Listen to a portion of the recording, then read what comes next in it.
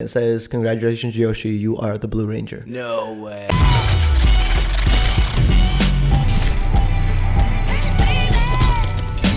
What's up, guys? Today's guest is a professional actor and stuntman who actually got to showcase his skills as the Blue Power Ranger on 2 seasons of Dino Charge. Please welcome to the JAMCast, Mr. Yoshi Sudarso. Hey, what up, y'all? Hey, what's up, man? What's up, boo-boo? Dude. Well, first of all, thank you for making time for us. Yes, absolutely. Thanks for having me. And secondly, thank you for not doing your hair. I fucking did mine today, guys. I usually wear hats, but I did mine today. And I wear the hat because it looks like this right now. Oh, it's blue right now, bro. Is that by choice or is that for a role? I had to do blonde for a role, and then I was like, I can go to black or I can just mess with it. So I did blue. And like I always like to say, you're married, so you can do whatever you want. We're not in the game of impressing girls anymore. I'm married. I got blue hair. The wife's always like, can you just go back to black? Yeah. She likes it all like normal. And yeah, I was curious. But what's funny is like my mother-in-law is the one who does my hair.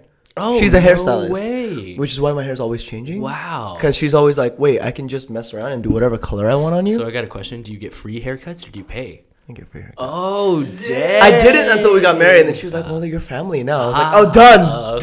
Okay. I be coming here all the time. So before you were married, did you have to pay and tip her and everything? Yeah, of course. Oh, of course. Okay.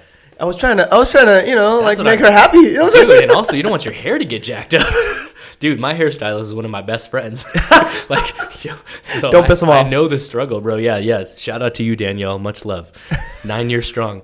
Wow. 9 years, bro. Yeah. They know how to do your follow her around everywhere, bro. So yeah, man. But one of the reasons I make that joke, though, is Yoshi's probably one of the prettiest people I know. But this fucker.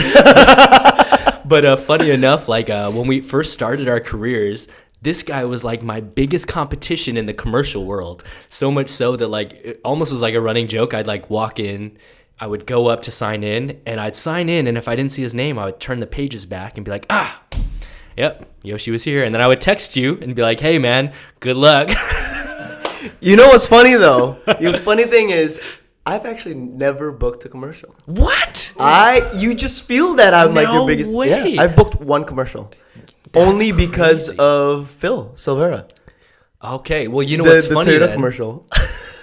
You know what's funny then is your brother one time booked a commercial with me, and it's the only commercial I've ever been cut out of the final product on.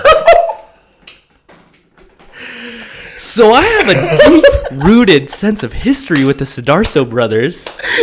Man, do I tell this now or do I wait for Peter's episode? I know, right? Maybe I'll wait for his episode. Well, we can tell it from our viewpoint. Okay. And then he can tell you on his viewpoint. Yeah. Because the funny thing is, that's his first audition ever. No way. That's what got him into the industry.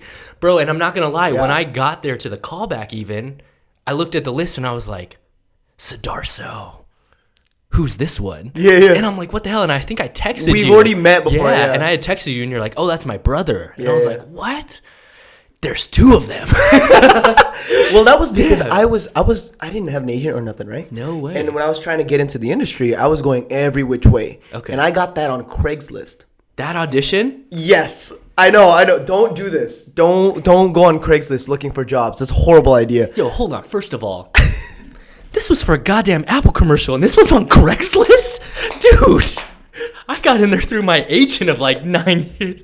It was called Continue. Beard Papa Casting. It was called Beard. Yeah, so I was like, that was the project title, Beard. Mm-hmm. Beard Japan, Beard China. Right. And I was like, okay, so I submitted for it. They're like, yeah, come in. And I couldn't make it. And I had never like missed an audition. I was so new. I was like not sure what was going on. So I was like, oh, I'm so scared. I don't know what I'm going to do. I was like, Peter, go in my place. Go in my place. I know you don't do this, but just go in my place. He was like, okay, sure. So he showed up and he was like, I'm just going to put my name down. I was like, okay, yeah, if that's okay. He's like, it seems like it's pretty chill. I was like, okay. Put his name down, got the call back, and he was like, it's just me and like 3 other guys. This guy, and Travis Wong. I was like, oh, you fucked. Never mind. I was like, you can go home, bro. Don't worry about it anymore. And then you texted me. And then I text you like, who's this other dude with your last name? Yeah, that's right. I was like, oh, that's my little brother. I'm like, God damn it. I was like, I thought I'm in the clear because you're not here. Oh my And then God. he booked it, and then he was like, "Hey, this ain't so bad." Dude. That's what pissed my mom off. Man, it was and it's a, you know what? I'll save the rest of the story for his episode. But hands down, like, dude, one of the most memorable stories of my life. And to hear that was his first audition. Wow. It makes me happier that he got that. And when the story comes around in his episode, it'll be full circle for everyone. But to hear that you've never booked an audition makes me really happy. But but no, I think what it is, though, is I think maybe what I always associated with is that you book all the acting roles. So maybe I book the commercials. Yeah. Thank you. Well, I never booked commercials because they kept wanting me to look like a specific type of Asian. And they were like, you're I ambiguous. don't look East Asian. I look 100%. Southeast. Which is better now. Like better they're starting to like the dark skin, which is good. But before, like when I first started, that wasn't a thing. Yeah, and I had I was kind of in between because like I would play to both strengths. Like I would book Chinese jobs, and sometimes I just squint my eyes a little more, book Japanese jobs. But like I'm kind of ambiguous like you too. You know what I'm saying? And like we crossed the threshold of like maybe Filipino, maybe Spanish. Yeah. So. But yeah, I think more than anything, I just always equated. Whenever I was up for big roles, I was always like, damn, that's a recognizable name. And then I guess more than anything, though, you would always find more success than me in the acting side of things. Because definitely I book a lot of commercials, but I don't really book a lot of acting stuff because I don't get to go out a lot because of stunts. Yeah. And that's something that you really have thrived in and why I wanted to have you on here. So how long have you been pursuing acting for professionally? Originally, when I got into it, getting into the business at all whatsoever, I was in college, so that was like 2011. I was going to school for math, bro. No way. Yeah. Were you going locally or where at? Long Beach, Cal State Long Beach. No way. Okay. Yeah, and then I decided to do extra work with some friends, and that's what kind of got me into it. So I was like, yeah, I'll perform, I'll do acting. I took acting classes, but I realized that wasn't a thing. Like I was going to all these auditions and not booking anything. Yeah. That's when I found out that stunts was a way for me to make money. No way. Okay. So I went into stunts. Okay.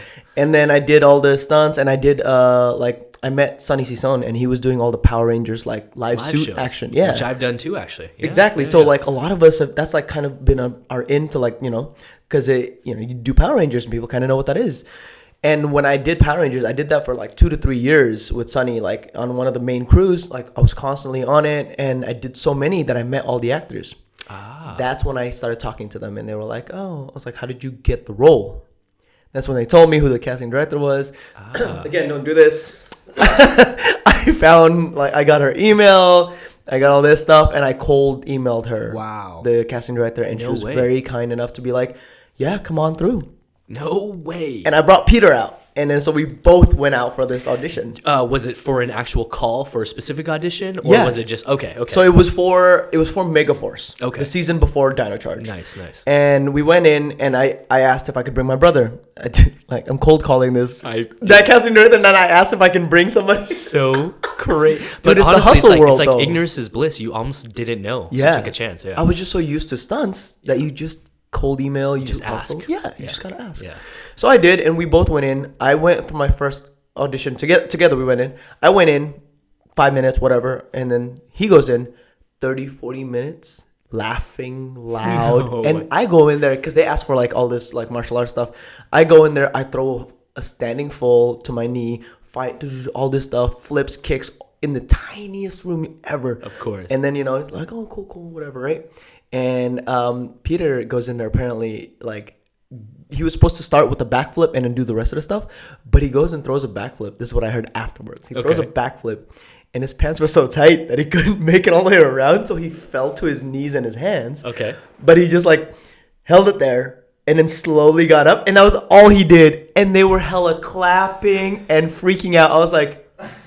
That's always how it goes, dude. It's always how it goes. And then he made it all the way to producers. No way, on that first one. After that first one, he kept getting called back. And I didn't. So for those of you out there that don't know, you go through an initial audition phase, then you'll get a call back. And if you make it to producer round, it's like almost the furthest round where it's not just the casting director in the room. It's like the producers, it could be showrunner, it could be the actual casting director's finally in the room, not her assistants. Right. Yeah, okay. And then he got all the way to testing, chemistry read, all this stuff. Full screen test and chemistry read with another actor. Yep, other actors. So there was like they put them all in the 5 or whatever, all this other stuff.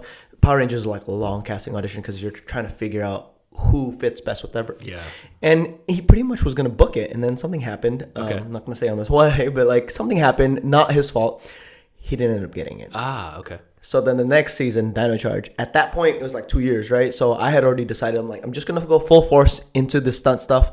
I started doubling Peter for stuff. I doubled him for like 2 different movies. And I was like, this is it. Like, you get the roles, I'll go double him. Yeah. And I was doing all these stunts. And then I was getting into the stunt world more. And I was finally making a name for myself in the stunt world.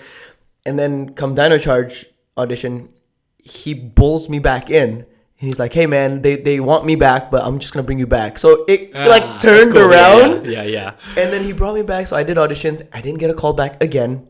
And then when it came to producers, he like emailed the producers and was like, yo, I know you want to see me, but you haven't seen the full extent of my brother.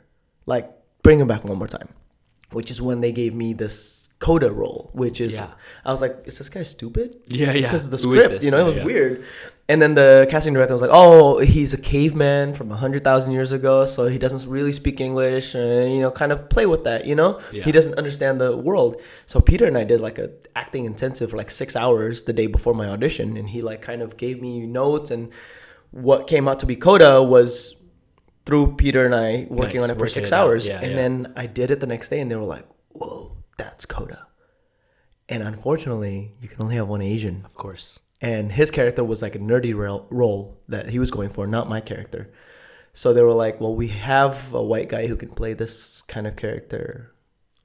And I was like, I was heartbroken. Of course. Because if he hadn't done that, he would have booked it. I've been in situations like that where, you end up getting something over a friend who brought you to there, and you're like, wow. Yeah. But that's honestly like, I think back in the time, like when we were doing all this, there was like that, like, competition stuff, but the more that we are in this world, we're starting to realize like I would rather it go to a friend. 100%. That's what I say all the time. Some rando come on, I was like, oh, but it's a friend. I'm like, yes, good, and that's the thing is like, I think the more that there are more roles for Asian characters, the easier it becomes, because we're no longer like grasping and fighting off everybody for that one piece of bread, right? Yeah. There's gonna be a lot of it. It's like, oh, we'll all get in line. We'll all get one. Wow. I totally agree, and we're living in a cool time where it's possible. So, long story short, you book it. Peter doesn't book it, right? Peter doesn't book it. Wow. And so how did you get the confirmation that you received the role? Was it from your agent? Was it? No, it was a weird thing. The executive producer on this project it was his first time being executive producer. He'd been part of Power Rangers forever, but he loves it. He keeps coming back because he loves it. And on our season, it was his first time as exec producer and writer on there, not just like a producer. Yeah. So he wanted to do something a little special. He called us all in for another callback after the chemistry read and all this stuff. And I was like, another one, round? Dude. It was like 6 months in. Yeah. So I go in for this callback, and I was like, is it new size? Is it the same one? They're like, yeah, it's the same one. I was like, okay. So I just prepped the same one. And I get there, and there's like no one there. I'm like, okay. There's one other person name on the sign-in sheet. And I'm signing my name. I wait. And they pull me in after like 5-10 minutes, and then they give me the sides right there, and I was like, whoa, I thought it was the one that we had already prepped. They're like, sorry, no, we're cold reading this one. I was like, of course. What? Wow. I was like, can I give a second? They're like, no, we're gonna start now, camera on. And we start reading it. I'm like, wow, you had to cold read it. Straight cold read. Wow. And I'm reading it, and I was like, do I do this in the Koda acting? Or you, or Ranger? Me? Like, oh, just a normal teen. I was like, okay, so I guess I'm getting moved on to a different character. So I go and start reading this, and then on the second page, it starts talking, and it's like, oh, we need to know that you're worthy of the power, and that, you're ready to take this, whatever. If you're ready, turn around and open that box behind you. And that's the last line that you see is them saying that. And I was like, okay.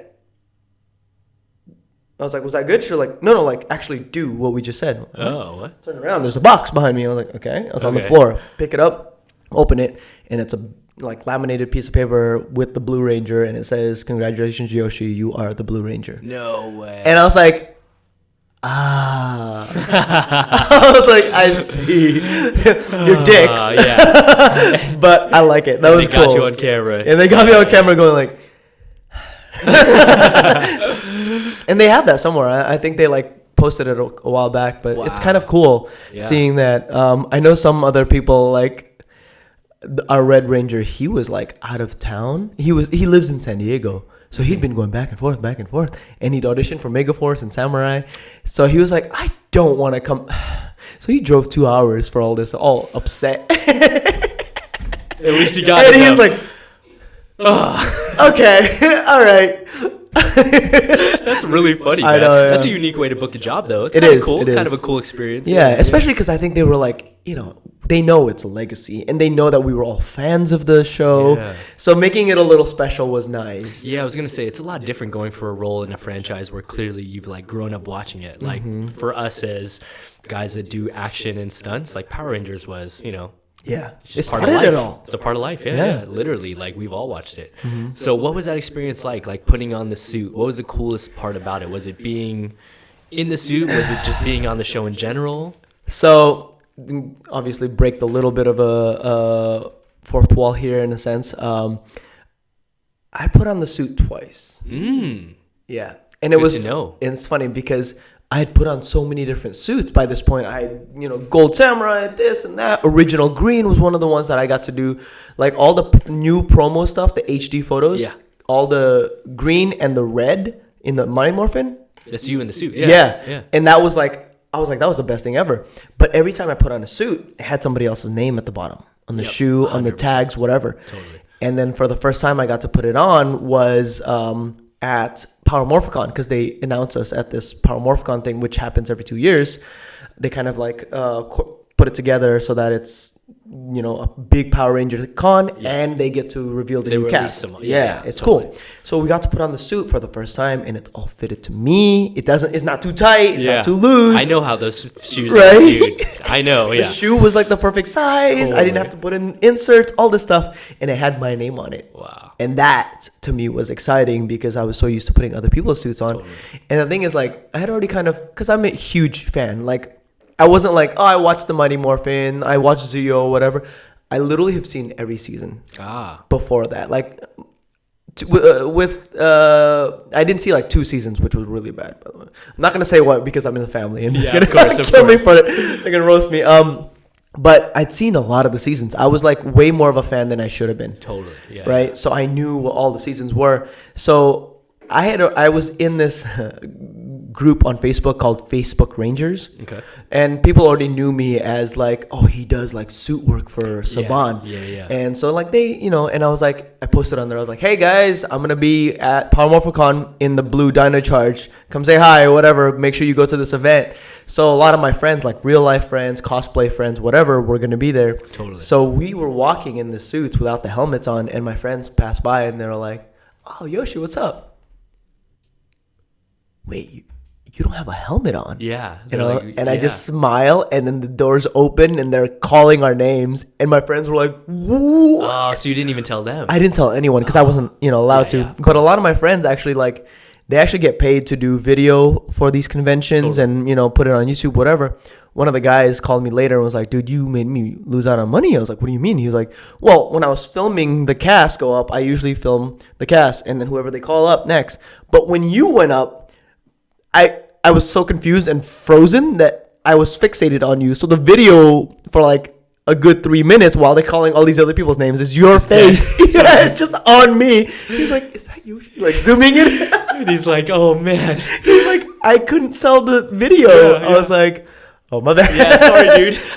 That's crazy, man. Yeah, but it was cool. Wow. But in general, though, you said you only wore the suit. Yes. So I wore the suits for all the, but on the show. Yeah. I wore the suit once for the Power Morphicon. Yeah. A second time to do promo photos in New Zealand. Wow. And then that was it. No way. Oh, wait. No, sorry. Third time. Because the third time we did our morph sequence that is used over and over and over for all the episodes. Yeah, totally. So I did that once. Wow. And so 3 times I wore my suit. Okay. And every other time it was everyone else. Because like there are the other Rangers, some of them got to wear the suit without the helmet. Which is such a cool shot. Totally. I didn't get a single one. Damn. That was one of the ones I was looking forward to because like as a Ranger fan, that's like such a moment, Yeah, totally. And I was like, didn't get that in the show. You got the picture though, right? Yo, pull up one of the Ranger pictures, Paul. Go to like Rangers. Yeah. Yes, So we did get to do that. At least you got the photo like this. So like your character though just didn't wear the suit. It was basically you just doing the acting parts, and then would they have a stunt guy in your suit sometimes? Yeah. So actually, you guys know one of them, Akiro Haga. Totally. He was my main stunt double in the civilian suit. Okay. But Aki is such a beast that he's only red. Oh, yeah. He does the hardest roles. They make him the main one. He is the main one. Totally. He has to lead. When it's 5 or whatever, there's 10, he's red. Okay. And because he's been doing this forever, and somebody can tell me if I'm wrong, but I'm pretty sure he won't tell you this. He is one of the first ever that on his first year on a Ranger show, he got red. That's like, top tier. Like you don't show up. You don't just show up as Kohai and become senpai, right? You know what I mean? Totally, bro. Yeah. Okay. Yeah. So it's like putting him as 1X, when somebody else totally could have been. Totally. Yeah, but he was 1X technically. Wow, that's cool. Okay. Yeah. So that's cool though, but I mean, I guess it was kind of sad. I was gonna say, like, dang, that's kind of takes away like one of the coolest parts, which is like being in that scene. But it makes sense because the thing is they shoot, I guess, first unit, separate units, all the acting stuff, and second unit's doing all their stuff, fighting, acting in the suits and all that stuff. Covered. Yeah. So even when we go to morph, our thing is like we morph. Those guys come in the suits, so it's like because we have to stay still. And then when you do the flash morph, and then somebody comes in and like puts their hand in their face and on your butt and everything, and then you walk out of the way, and then they slip in. And no way. Yeah, and my hair was like, you can see it was like a freaking totally. It's hard getting that in the helmet. That's what I was gonna say. So it takes a long time to get all of that, and then once you do that, you have to take it off and then switch out. So it was just timing wise, it didn't make sense. That's crazy. Yeah. And how many episodes did you guys do over the course of the 2 seasons? We did 44 episodes. They always do this. It used to be that in a year they would shoot for 8 months, 8-9 months, maybe a year, 44 episodes, and that would all come out in a year. Wow. But when Saban bought it back from Disney, like 7-8 years ago, they switched it. They split it into 2, and Nickelodeon has it, so they do 22 episodes for the first year and then 22, which was better for us because we shot the same amount of time as the guys before us. Yeah. But we got to feel it for a little bit longer. Totally. We felt it for 2 years, Yeah, right? yeah. For 1 season. Whereas the other guys, it was like 1 year, done, go. And then you're out. Move on to the next thing. No way. Okay. And where did you guys shoot? Where was principal photography? We shot in New Zealand, and they've been in New Zealand for since I want to say Ninja Storm or Dan of Thunder. Yeah, that's what I thought. Yeah. At one point they moved out there. Mm-hmm. Okay. Wild Force was the last one that they shot in Valencia. Okay. Yeah. That makes a lot of sense. Crazy. They moved it over. I mean, it's been such a... See, again, I know way too much of the history. I know. You know all of this about the Rangers, bro. It's so awesome. So bad. But it makes the role even cooler that, like, you were able to get that. Like, for me, when I got to work on Jungle Book, that was my one. That was the one where it was, like, the only movie I'd grown up watching as a fan. Really? Where when I got that, I called my mom. I was like, Mom, like... I'm fucking Mowgli on the new Jungle Book. I just got the call. And she's like, no way. Yeah, because you also got to imagine, like, this more than anyone. Yeah. How many Asian leads are there for me to double? In my career, I've doubled John Cho, like all of us Asians have at least once, right? We've all doubled John Cho once, dude. That's so funny. But like other than that, bro, there's never a chance to do it. So like to be the 1X double, to be the 1X Mowgli double was like the first time in my career. Like So yeah, it meant a lot. That is cool. Yeah. So it means dope. even more though. I mean, to be part of a franchise that all of us watch clearly is Power Rangers. Yeah. What was the coolest thing for you, like taking away from that experience? Man, there was so much. But also being a fan, I was kind of like, oh man, I'm seeing behind the veil. You know what I'm saying? Totally. But it was cool. One of the most fun moments was morphing for the first time. And because we morph a couple times here and there, right? But what they do now is like if it's a general episode, Red will call the morph. But if it's a specific character episode, like one of them was like we'll get a couple episodes here and there, and we'll call the morph. So we get to say it's morphing time. Yeah. And like to say the iconic line. Totally. But the great thing was because my character doesn't speak in such a normal tone, I recreated its morphing time. Yeah. I did it with my cadence, which was kind of fun. Different, Yeah, and we had a little like our season they took a lot more, I guess, liberties with the way people speak, and they were like, let's play with it and have fun a little bit. So there was a lot of us that had different types of speech. I had the caveman character. Yeah. We had a knight who spoke with, Shakespearean English almost. We had a British character. We had who was a prince, and we had a character from New Zealand with that accent. So it was kind of cool, like all the different types. But everybody else in the past seasons have all been, neutral American accent. So it was kind of cool to see that. And I got to morph for my call for the first time, and I saw it on the sides when I got it in the morning. I was like, oh, cool.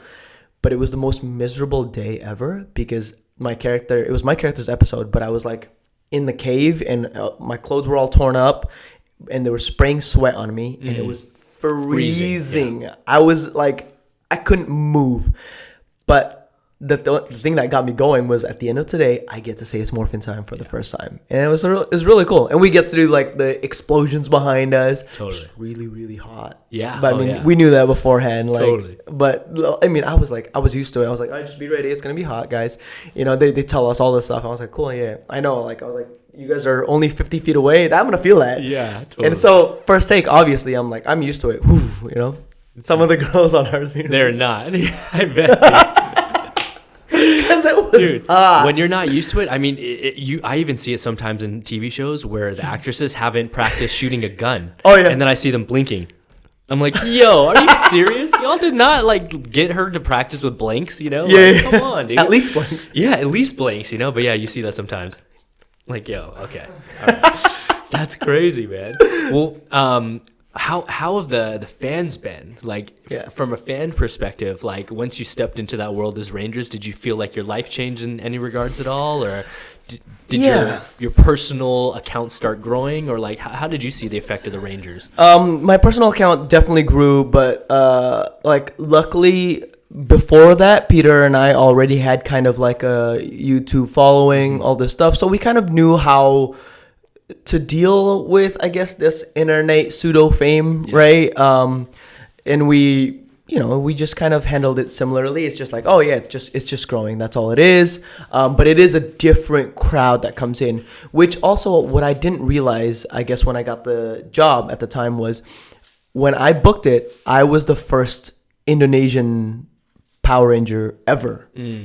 And that wasn't ever a thing. I had no idea. Like, being a fan, I didn't know that. Yeah. So a lot of the people from Indonesia, wrote that and was really supportive in that sense. And it was really cool. And also, I'll be honest, when I first got the role, I was kind of like, oh, this character's the big burly character. Like, how often do the Asian guys get to play that character? Yeah. I wasn't the nerd. I wasn't anything like that. But I was like, I'm the fob, though. I don't speak English. You don't speak English, yeah. Yeah. Totally. Yeah, exactly. Yep, I was like, wait a minute, I'm the fob. And then I was like, well, I got to play it a different way. Like, because if you watch it, Koda doesn't speak with an accent. He just speaks with a stilted language. He's kind of like,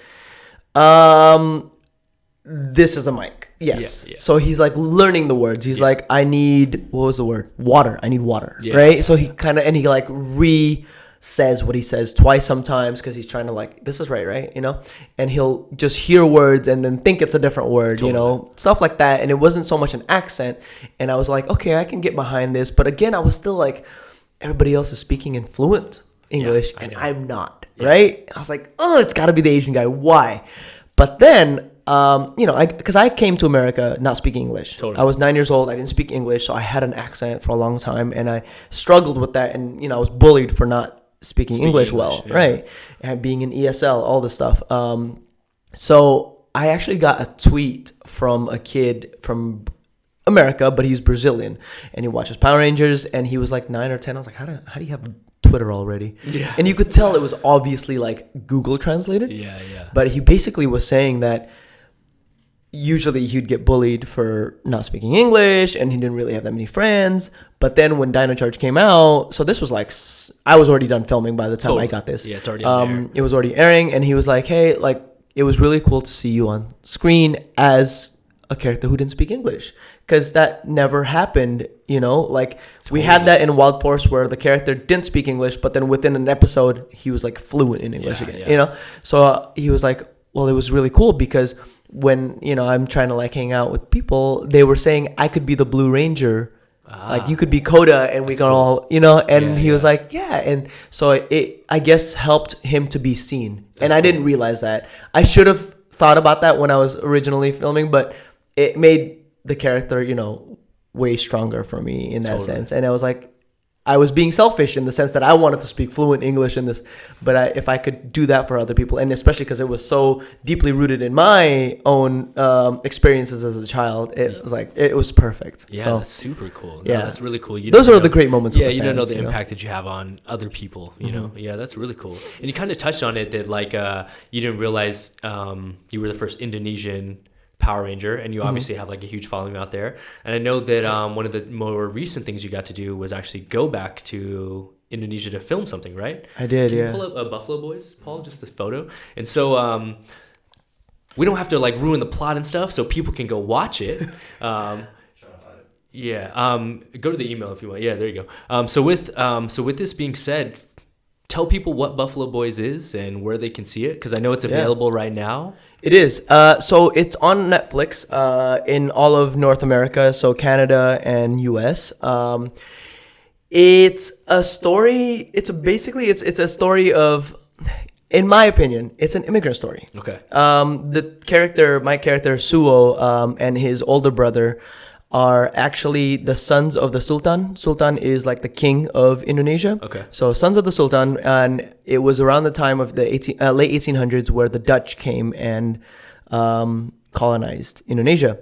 So when that was happening, the Sultan and his family were fighting it. So me and my brother were, young at the time. Our uncle takes us to America for refuge because of all the stuff that's happening out there. We grow up in America, having not really any knowledge of Indonesia, knowing that we're from there, speaking a little bit because of my uncle. But then we grew up in America, became Americans, cowboys, like, and this was the thing that the director was talking about, is like, we don't see Asians in any Westerns. Yeah, it's very rare. Yeah. We are pushed away. Where we built the railroads, we were there. Yeah, totally. We were there. Totally. Clearly, and so how far-fetched is it if two of them become cowboys and run the railroad that they worked and built on? So it was, that was the idea that where it came from. So, we're working these railroads. We grow up 28, 30 years old.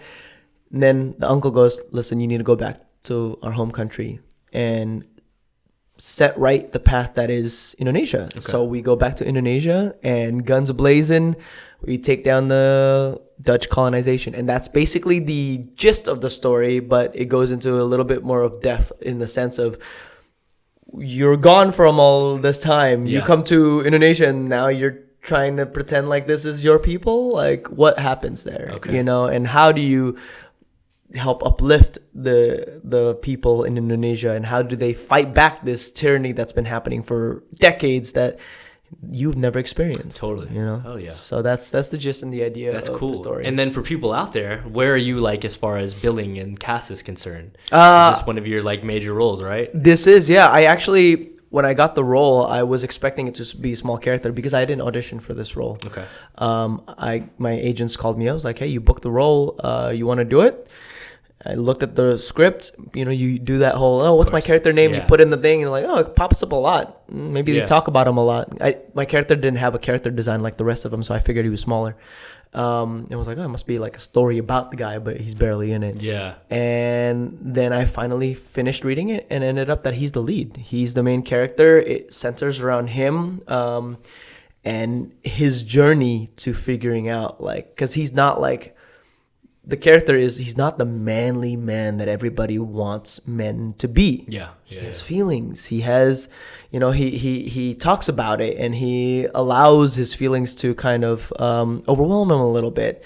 So it's that journey of him figuring that out and meeting this girl who's a total badass and is like, you got to do this for your people. Yeah. Like, kind of step up, and and that was kind of the cool thing, is like they like kind of switched the roles a little bit, and yeah, it was my first time as number one on the call sheet. Totally. And I got, my name was like at the credits, like my name was first, which is so crazy. It's crazy, man. That's why I'm bringing this up. This is like a huge deal, man. Yeah. This is what you work towards. It is, and And the thing is, like, it came out of nowhere. I had just, like, thought it. The reason why they found me apparently is after I booked Rangers and like we finished, I got married, and I took my wife to Indonesia to, I was like, I gotta show her, meet her, meet the family, all that stuff, So we go do that, and that was like my first time, and I posted about it, and that's when people got wind of it. So news outlets there were like, hey, come to our show, come do a talk show, whatever. So I did a couple talk shows out there, and it became, like it was one of my first times speaking Indonesian again. Yeah, okay. And they were like, oh, you can kind of speak it, not bad, but obviously you're not from here. Totally. But that was what got the director's attention. Wow. He saw, was like, oh, who's this guy? Yeah. He's not, because he was looking for somebody new who wasn't totally. local. Originally, it was supposed to be Joe Taslim that was playing this character. Crazy. I don't know if you know Joe. He did Fast Furious. Yeah, totally. He's Warrior. Yeah. I know him from Fast. Right. Series. So he's an amazing actor, and he was supposed to do this character actually. And I had just met him before I got the role, and he was supposed to play this character, but he booked something else, and he'd already said yes to that. And then this came out of nowhere. We're like, oh, we got the funding. We got to go. And he's like, I'm gone. Yeah. So they had to recast, and they were scrambling. They had like a month to recast. So I guess like the other people had been like training for this for like a year and a half. Wow. I got in a month before filming. Of course. And just had to read the script and like refamiliarize myself with the language. Yeah. Luckily, because they didn't know I was an action guy. I was they gonna had say, no like, idea. they got really lucky that you could actually do some of your own stuff. Yeah. And that was the thing, is that I had nothing. Like they were like, we have a month and you're just gonna prep for the fights. I was like, is it that much? They're like, it's gonna be a lot. So we go in there, and I guess they didn't know. I thought they knew. And they were like, we got to learn how to gunsling and all this stuff. And I had been a cowboy at the Knott's Berry Farm. Totally, I know this. You're like, I was like, so this stuff, right? And they were like, oh, yeah, you're good. Okay, you're good. You don't need to worry about that. We don't need to train Let's that. do the fights. And then it was, I think we had like 2-3 hours, and we'd worked through all the fights already.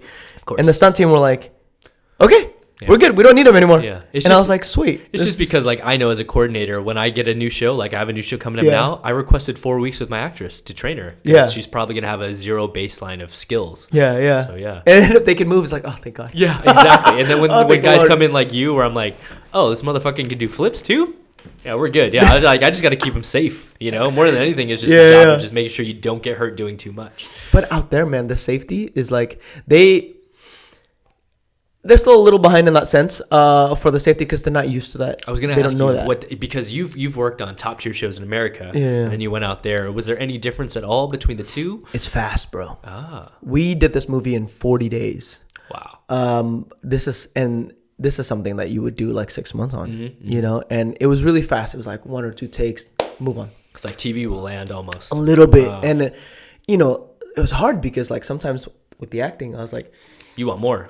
Yeah. I was like, we just started connecting fully. Yeah. We didn't have that. And luckily, Pevita, the girl who plays my love interest in this, she was so kind. She's so busy. She's like the top girl in Indonesia right now.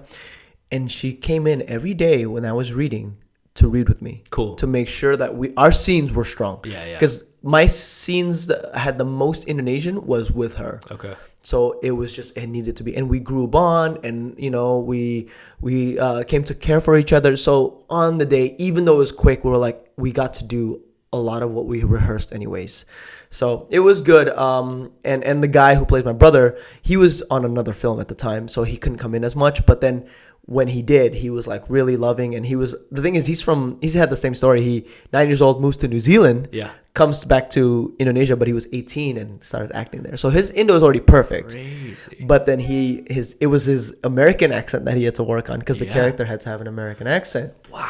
So we were working on his American accent, and he was working on my Indonesian accent. That's so wild. Yeah, and it was just so quick, right? But then the safety kind of gets a bit pushed away in that sense. It's like, we just gotta go. Yeah. And I was like, no, not happening. Not happening. Yeah. Where's the fake knife? Exactly. I was like, we're gonna take the time to find the fake knife, because that's going to my neck. Stuff like that. But I think it's just needs to be brought to their attention. Yeah, and they don't know it. At least you have something to compare it to. Like over there, it's probably just normal. So it's like, even in China, China's been doing action movies forever. Yeah. But they do some questionable practices sometimes with cables, the way that they tie cables off. So, yeah, they do some questionable stuff over there, but obviously they get the end product they want. So for them, that's all that matters. Right. It's kind of scary though. Yeah, and it's cheaper sometimes because then they don't have the time. They're like, oh, cool, we didn't have to wait till the next day to do this. 100%. Yeah, and that's the thing too, is like they go crazy hours, right? Sometimes Totally. over 12 hours without thinking of like, your product's not going to be good when people can't Tired. think. Can't function. When they're like glazed over. Yeah, 100%. Yeah, so I mean, I think it's getting better, you know, and they have Iko, who's amazing out there. Totally. So he's like, he was the Raid. The guys from the Raid, Yeah, and they have been working, like, now they just did John Wick and all this stuff. So they're like, Star Wars, right? they did Star Wars. Now Chechep and Yayan did John Wick as like the underlings of Zero. Yeah. Or Mark Dacascos, and you know I think they're bringing a lot of that stuff back home. Like, oh, yo, we gotta keep this. I mean, they have a lot of stuff that's cool too. Like their walls are like foam. There was like a scene where I'm tortured in like this jail, I guess, and the floor is foam. Yeah. And it looks great. And and I had a scene where I like had to fall and hit the ground. I was like, I'm just gonna go hard. Oh, I'm gonna touch my head a little bit, and they're like, oh, and I was like, you know, I just kept going, and they're like, that looked great. And I was like, yeah, you guys put me foam. You put foam, you put foam there. I'm going to go hard. Yeah, we got that in America, but only on the big ones. Yeah. It's like the 100 mil movies. Like I remember Captain America, they were able to cover the entire ship with foam. That's so dope. Because we were on there for like 2-3 weeks. We'll go so hard for you. So hard, We'll go bro. so hard. Yeah, so any of you guys like go back to Captain America Winter Soldier, there's the whole like gigantic ship scene. Yeah. Running. That whole thing's padded. That's awesome. Yeah. Because the thing is, like, you can still run on this kind of foam. And then when you hit, it's just that little extra, like. You could just fully go. Yeah. And now it goes so hard. So crazy. Yeah. We have that in America. You just got to be on the right budget show. I know. Because this was a 3.5 mil. Okay. So it was like tiny. Yeah, but out there, they're like, this is a huge movie. This is a huge blockbuster, you know, and it was such a big deal. I was out there for a month after when the movie was going to premiere for promo. Wow. Just going to all different kinds of cities. I was so tired, but it was like they took us to this city and then this city, and it was like flights everywhere. Yeah. And I was like, in one day I did like 2 flights sometimes, and I was like, oh, and then we would do this, you know, talk show, and then this. And that's when I found out, like, the fans out there that are like, they're serious. Yeah. And it was kind of a cool moment, but also scary sometimes. Like, Asian I actually needed security. Yeah. One of our security guys actually got stepped on and trampled. No way. Yeah, and it was just me. Just people. Like, it wasn't like I understood when it was we were with like the other people. They didn't know me, but it was just because they had just seen the movie and it got in their heads that like, oh, he's a big deal. Yeah, and I was like, I'm not. I got bit. No way. Yeah. No way. And you know, like how Asian aunties like to do this? That happened a lot. Oh, I bet. Like out of nowhere, I was like, oh. Yeah, people just grabbing you. You're like, yo, chill. I know. And then it was kind of a cool, but also like scary. I was like, oh my God. But it was an interesting thing, like seeing that difference. Oh yeah. I was like, okay, just got to know how to deal with it. And then I'm sure it's not like everyone. It's just I had 1 or 2 little moments. Like the one that bit me, I was like, you what straight up just wanted a taste? Yeah, like it wasn't like a full bite. It was just like just like a little, just got the attention. Just got the attention. You're like, yo, chill. I was like, was that salty? Because I'm sweating. Yeah, you're like, yo. I'm sweating pretty bad. That's so crazy, bro. Yeah. Dude, you know what's insane, bro, that I literally just thought about right fucking now? Do you remember when we went to Indonesia? Yes. Dude, that is crazy, yes. bro. And like, we don't have to spend a lot of time on this, but like... No, don't want to, definitely. But bro, there was a crazy time where like, we got really lucky on that. It was nuts, dude. Yeah. It could have been way worse. It could have been way worse, bro. I look back and I'm like, dude, we could have got killed. Uh-huh. We literally... We could have just left us there. 1 minute cliff notes. 1 minute cliff notes on this story, yo. It was like 6-7 years ago. We were Yoshi and I were part of this thing that was like a scandal that got brought up involving John Woo, who's a famous director in China, his production company. Long story short, guys were running this thing pretending to hold an audition for John Woo, having us fly over there on our own dime. On our own dime to like do an audition. But what was crazy was like, what did they get out of it? Like, well, like I remember they did screw us in the sense of like, we had to pay for transportation. They said to like pay for our taxi up front when we landed. that was the only money that we gave them was like the Right. taxi. Long story short, guys, we go on this audition. We go into a room. I audition. He auditions. Yeah. We get sent back home. Turns out the thing is not a real production. It's a real production, but like these guys running it were fake. Yeah. But what was crazy was like all we handed over was maybe the taxi money. Yeah. And, Taxi and hotel money. The taxi money, yeah. Yeah. But it really wasn't even that much money. Yeah. It was like in Indo, like I had no idea. We went out to eat and he's like, I got yeah, this, guys. I wanted to be cool. he was like, yeah, this is like $5 for all three of us. I was like, $5? What the hell? Yeah, and it was in like the city. Yeah. We had In the like heart of the hella city, food. in a mall. Yeah. We It were was in a you, mall. me, and Mark. No way. Holy crap. Kananazado, I remember? forgot. Yeah. Yeah.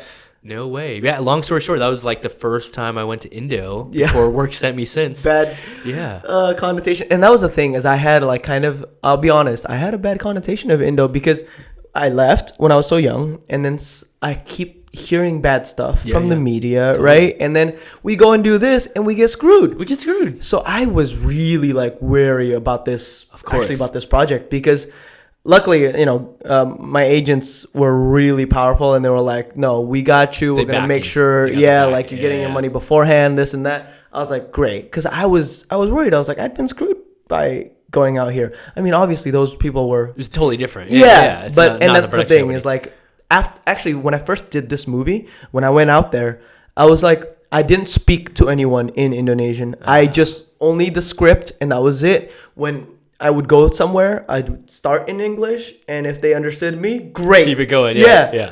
And then I realized how much I was losing when doing that, because when I came back to do the promos, and I was listening to everybody do the promos and then the interviews, I was like stealing their words, you know, trying to figure out how to do an interview, not sound like a child, right? No way. Yeah. And then, so I would do that. And then I was like, I'm just going to start speaking to everybody in Indo. And if, you know, if it's bad, whatever, who cares? Yeah. And that's when I kind of fully delved into it. And I like grew to love the country so much more. And I was like, this is what the story was. Relearning the language, relearning the culture, and feeling that, you know, that love all over again. And it was such a great time for me to be out there. Cool. So I really, man, I think this was like the best thing for me. Like, It's like a redemption story. It's Yeah. like really cool, like totally full circle too, to like go Yeah. back, be a lead in your home country for the first time, like super sick. Yeah. this role though didn't come with like no sacrifices. Yeah. I was on a job that was basically good, consistent money for a really long time. Yep. On a run for stunts. And when I got this, I had already worked on this job for like 2 months, I think, 2 to 3 months. And then I didn't know if I was part of the team or whatever. But then when I got the role, I was like, hey guys, I'm going to go away for 3 months. I'll be back. And then they were like, well, that's fine, but you're going to lose your spot on the team. I was like, Oh, you didn't know. what spot on the team? They're like, well, you have a spot. Obviously, you've been here for like 2 3 months. Like, we want you to stay. I was like, I got to take this, you guys. They're like, okay, just know you're losing your spot. I was like, and to be honest, I didn't think much of it. I was like, yeah, I'm going to go do this. It was probably not the best idea to do financially, but I needed to do it. And it's been good for me that I did it. And I thoroughly enjoyed it. And that's how I know, like, I want to do this, you know, and this was something that was such a huge passion of mine. Just the fact that the character was so similar to me, you know, somebody who left Indonesia and came back and had to relearn and find that love again, that long lost love. It was so much fun. And the fact that I got to do action and fight with all of these guys, which it always gets to me, like that whole story in the media where everybody's always about like, I do my own stunts. Like, shut up, bitch.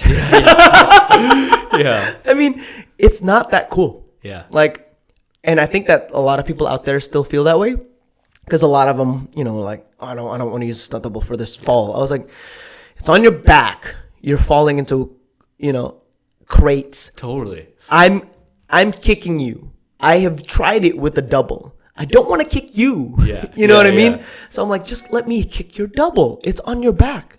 But they just wanted to do it. I was like, all right, I guess I'm kicking you. Whereas for me, I was like, sorry, we're falling down the waterfall.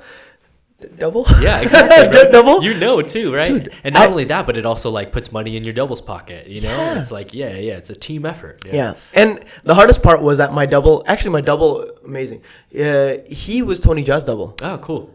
So again, doesn't fit me at all. Yeah. He's like here. Way shorter. Hair is like different, you know. and this fool's left-handed. So he goes and does the choreo, and I'm like, left kicks, come on. Yeah. So I was like, all right, I'm going to just tweak it a little bit. Yeah. And they're like, yeah, it's fine. Do whatever you need. We're just kind of basing the choreo. I was like, okay, cool. And they were really open to like changing up the choreo, making it work for my body, you know, luckily. And I was like, you left-handed motherfucker. Totally. I know that's the worst, man. And something people don't take into account, but it's like you have to cater to your actor at the end of the day as best as you can. So because like really I think cool. Keanu's like left-handed. I don't know if he is. You know? I wouldn't put it past him though. There's a lot of people out there where I've had interesting circumstances where we've had to adapt and things. Yeah, so then you got to get a double who like can do both sides. Yeah. Like, yeah, and it's tricky, man. get some Matt Emmett in there. Exactly. Freaking ambidextrous. So now that you're back, is your focus continuing to focus on the acting side? Are you pursuing stunts or what? Well, I'm not saying no to stunts. You know, the thing is I'm married, I have a family, I got a house that I got to take care of, so still got responsibilities. But yeah, I'm focusing on acting for sure. You know, my agents are pushing me out there for all kinds of stuff, but the thing is like they're not pushing me out for co-stars, which I'm like, I just want to work, you know. But that's where like stunts can come in, and you know, coordinating stuff. I'll do like little fight coordinating stuff for small gigs here and there. I'm not, you know, I haven't been in the business as long as you guys, or like have worked in the bigger stuff, so I don't pretend to know that like how to do, you know, all the big stuff. We're all but a little hand pull, I know how to do a Totally, hand pull, totally, you know. And I think that's the thing too, is like sometimes I'm seeing a lot of people in the industry who that whole mentality of like fake it till you make it, and they take it to a whole nother level. And I'm like, when it becomes dangerous, you cannot fake that. 100%. You cannot fake knowing how to do a certain thing, and then you're putting not just your life but other people's lives in jeopardy. That's when it pisses me off. Yeah, and I'm seeing a lot of crazy stuff out there these days, and you just gotta kind of just hope that the best happens. And when somebody calls me to like do a motorcycle thing, I'm like, if you want me to ride in a straight line, maybe take some curves, you know, I can pop a wheelie, but I'm not your guy for like, you know, I can take a wreck on a bike. That's easy. I've done that. Totally. But they're specialists in everything. They're specialists, you know? And there's no need to like overcompensate or overpromise. For no reason. Always underpromise. And the thing is, like, this is one of the things that my biggest motto is, you know, forever a white belt. 100%. Always a student. You're always a student. Forever learning. Forever a white belt. You know. And actually, that's something Peter and I and my friend Osric are working on. We're working on building sort of a brand around that motto. And that way, I just want to see more people be more like Keanu, in the sense that he's so humble and he's wanting to learn more, rather than, you know, certain actors who are like, I do my own stunts, and they hide away from the fact that there are other people behind the skills that they're learning. And even, here's the thing, Buffalo Boys, you see my double in that in the whole movie once. Technically, I did everything. There's some falls that I do, all this other stuff, but you can't discount the fact that they were there for like the same hours that I was, you know, working on the choreo while I was working on the acting beats, and then me rushing over, and they're like, hey, we have to change some stuff because it wasn't working with us. You know, I couldn't do that alone. So no matter what, the double has their role, and to be able to discount it by saying I do all my own stunts, I think it's the most arrogant thing in the world. Thank God you have the experience on both sides, so that you realize that. And there are some actors that are starting to try to put people out there on the map. Like I know Anthony Mackie has shouted out Tony before, and Brie Larson just on the MTV Movie Awards over the weekend brought up Joanna Bennett and Renee Moneymaker as her doubles in Captain Marvel. And like little things like I know that. She got in trouble a little bit before that. But then I was like, this is how you say sorry. Exactly. That's how you make up for it. This is a really cool way, to showcase stunts on a cool platform. And that's the beauty of it, is I think like it was misinformation on her part. She didn't know that it wasn't right to do that. To say what she said beforehand. And then I think a lot of it with the culture that it is right now is everybody's all around for the slam dunk, right? For the mic drop, that they're always going out for this thing, where if I don't understand something, if I don't know something, educate me. Don't belittle me. Right? That's such a thing. It's like, I want to learn. I'm not going to say that I know everything about everything in the world. I'm going to mess up from time to time. Yeah. We're all going to mess up. But when somebody messes up and everybody like throws daggers at them, their first thing to do is put up their shields. Yeah, defense. Yeah. Defense. They're not going to go, oh, let me take those daggers, right? No, they're going to take the kind words that are like, hey, listen, what you did was wrong because of this, because it has a history of this. The next time you can do this, right? And when more people do that, I think it's when the culture is going to grow. Like our culture is going to grow faster and faster. You know, and there's a lot of people, like I know they're always on the internet, and then we know, you know, you feel like you're in the know with everything, and they're like, well, why don't you know? You deserve to be yelled at for not knowing. It's like, come on. Yeah, guys, come on. We're all humans at the end of the day, man. Yeah, at the end of the day, we're all people, man. It's like, what we say and do affects people a lot more than people understand. Paul and I have been having these philosophical talks lately about life, talking about how like literally everything just comes down to the choices a person makes and how it affects every other person based off your choice. One of the things I got to ask you, because part of the reason why we do these JAMCasts is just to like give listeners the chance to get a unique perspective or insight. So for some little kid that's out here right now who's like, maybe he flips, maybe does martial arts, but he's thinking like, man, I would love to be a Power Ranger. I would love to do like action acting. Do you have any like suggestions or first steps for them to take? Definitely the biggest thing is that I've noticed, getting in the room is, you know, a big deal, but getting in the room and showing them that you can act. Like, yes, you can do all these flips and all this stuff, but can you act? 100%. Because you can always be doubled. Totally, right? Dog. It's exactly what we just talked about. You can be doubled. Yeah. You don't need to do all these things. Yes. So whether you're a martial artist or not, you know, being a martial artist helps you to get that movement so that when it's on your face, you know how to do the action. You can look good and comfortable in your, you know, and you can do a lot more of your own action, not your stunts, your own action. Yes. Differentiation there. But I think get into some acting classes. Cool. Like, definitely get into acting classes. If this is the... Anyway, I think acting classes for sure, because if they can act, most casting directors, most producers, when they ask you, do you have martial arts experience? The answer that they're looking for is not, yes, I can do this and this and this. It's yes or no. Yeah. They don't ask to what extent. Totally. Doesn't matter. Totally. But if your acting is strong and you can do a scene and convey what the director needs for that scene, the emotions that go through it up and down, and knowing that scene study, it'll make you a much stronger, I guess, candidate for those things. Not just for Rangers, but for all kinds of different things. Yeah. And I think the most important thing you said was like get into classes, because I feel like there's a lot of guys that do action acting, and they put more emphasis onto the training of the action side and not as much into the acting side. And like you said, you don't realize that like once you're in that room, they could really care less about if you can really move. Like I can't tell you how many times we'll get an actor and actress on a show who cannot move at all. And they say they do martial arts? Yeah, but it doesn't matter though, right? Because the casting directors are trying to book you off your acting skills. And like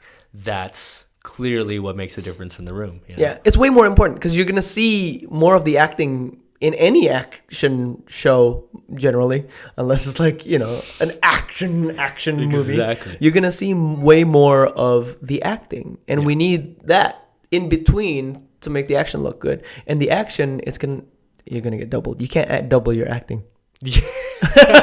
they can dub your voice. We can voice over. Yeah. We can. So like on your back. Yeah.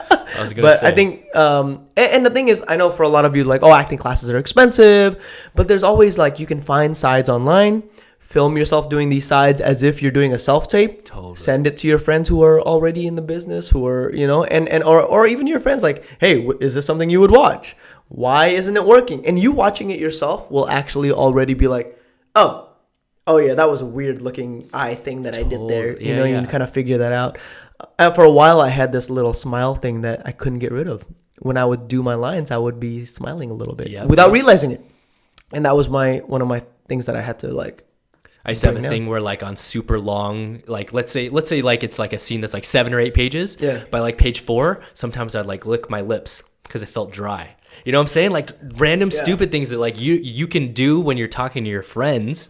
Like if we're having a conversation right now on a podcast, I can lick my lips. It's all good. Yeah. But you can't be doing that when the screen is punched in on a 75 mil right on your face. Yeah. And it's like you said, you have to watch playback to see little things you do. Yeah. And a lot of people have like problems with eye contact. 100, bro. Like just connecting. keeping it or keeping it for too long. Totally. I've noticed that sometimes my eyes get dry. I'm like, why? And I watch my self tapes. I'm like, Connecting too much. Yes. I'm like doing this. I'm like, well, you can look away. You can talk like this. Yeah. We you do break that normally. for a second. Yeah. Yeah. But like you said, there's a whole art form to it. So obviously it makes sense to like you have to put time into your craft. Mm-hmm. Man, I so like what's on the immediate like 5-year plan for you? Like is it to pursue things mainstream here in America as we get more roles for Asians? Yeah. Or will you delve more into international films and play on that fan base? Well, you know what's crazy is this is something I noticed. Pilot season this year was we know we were great. out. There was a lot of pilots we went out for. We were all out for them. I was like, this is crazy. I'm getting 2 to 3 auditions a week. Totally. I was getting overwhelmed. I couldn't even read the pilot episodes because it was, but it was great and it was awesome.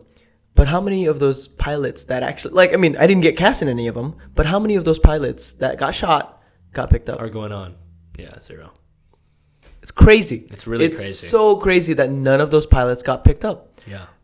And it's unfortunate, but it is a step in the right direction. And we got to take these wins, right? And I guess for me is like my home is here. So I want to do more stuff here. More of, like anything. Producing it, whatever, I want to do stuff here. But I've come to realize that, as Asian Americans, we're the bridge between the Asian and the American. Yeah. Right? Yeah. We speak the language. We know the culture. And like, if somebody's gonna appropriate the culture, we may as well appropriate our own culture. But I mean, you know what I mean? Like in the sense, like I feel you. I meet these producers and I'm like, you work in Indonesia? Like, what's your connection to it? Like, oh, it's money. Totally. But it's like we could do that, and we have the right mindset and the young, right? Mm-hmm. This generation, we're trying to go out there, and so I want to do more stuff out there as well. It's just tough for me to be gone for too long at a time because my wife works here, and it's hard for me because she can't come, and I'm on my own over there. But I think it's definitely going to be a little bit of a back and forth. Main focus is here, whether it be stunts or acting, but I do want to uplift Indonesia. Hell yeah. And I know that it's a little bit tough for Indonesia to get, because as soon as, the stuff that's happening in Indonesia is good, they leave, they go to America, and nothing brings back Indonesia. Nothing is uplifting. And Indonesia, I feel like, is a little bit unknown still. And they're still they know Bali. Yeah. Yeah, of course. So it's a little bit tough, and I want Indonesia to be more on the map. And I'm kind of like trying to meet as many Indonesian actors that are out here as well, and so that way we can do a bit of a back and forth. Mostly for me to like also practice my language. Mm-hmm. Have someone to practice, because Peter sucks in Indonesia. His Indo is so bad. No, it's getting a lot better. And we've been working on it a lot, and.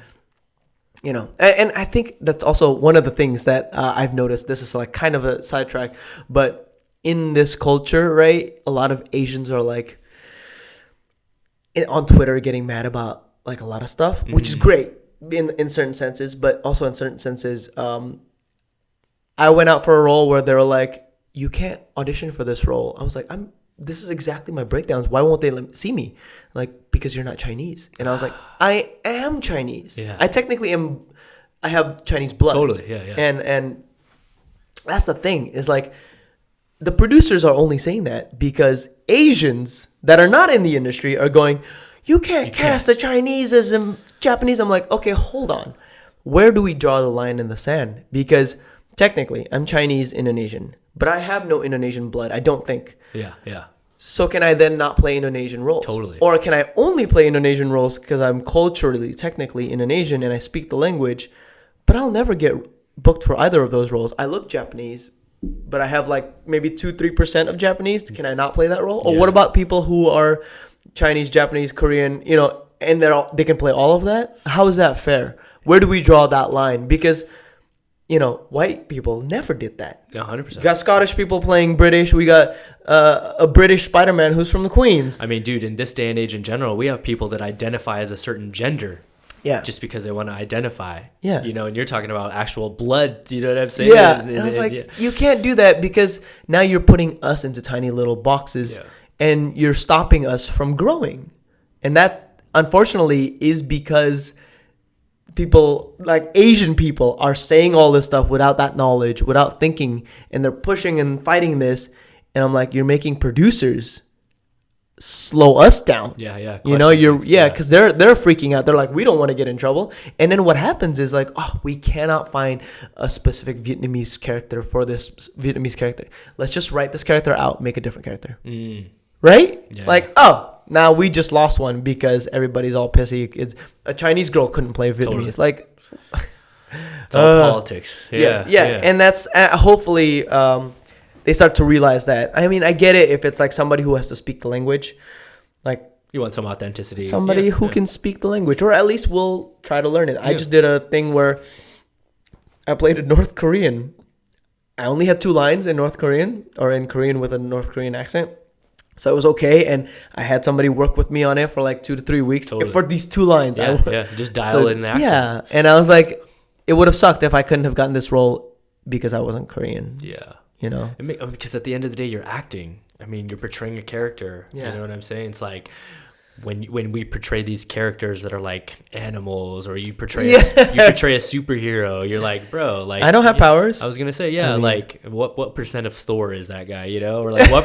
you know what I'm saying? Like it's hard to say though. You know, like it's just really funny because like at the end of the day, you're portraying a character, so you should be able to portray anything. As long as you like do it. As long as you look it too. Totally. Because some people don't look like certain things. It's a totally different thing between what you're talking about and doing a movie like Dragon Ball Z and changing the entire race of characters. You know? It's a little different. So I get that. That's like whitewashing. That's a different story. It's a whole nother story. That's a whole different podcast. That's a whole other podcast. That's a whole hour of just that. Yeah.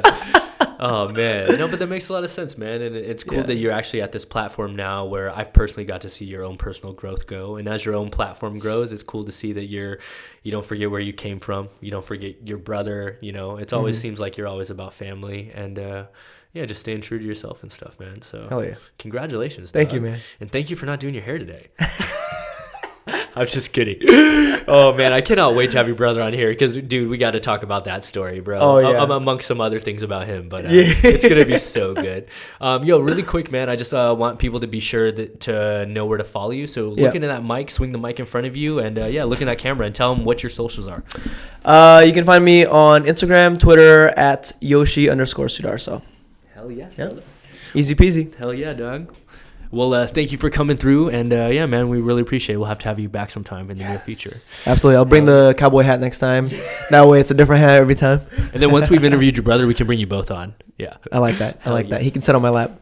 Or yours, whichever. I mean. And we're in the process of updating the audio system, guys, so we'll have more mics in here soon. So I like it. Yeah. So thank you guys for joining us here on another episode. Please be sure to hit that like button, comment, and subscribe as always for brand new episodes each and every week. Join us every Monday for brand new jam breakdowns, looking at the top clips, and every Friday for brand new JAMCasts like this, interviewing influential people in the movement world. So hell yeah. With that being said, guys, special shout out to Paul Whitecotton for running things behind the app as always. And a very special shout out to our guest this week, Mr. Yoshi Sudarso. Thank you, guys. Thanks for having me. As always, guys, I'm your host, Travis Wong. Thanks for joining us on another JAMCast. Until next time, we'll see you all soon. Peace.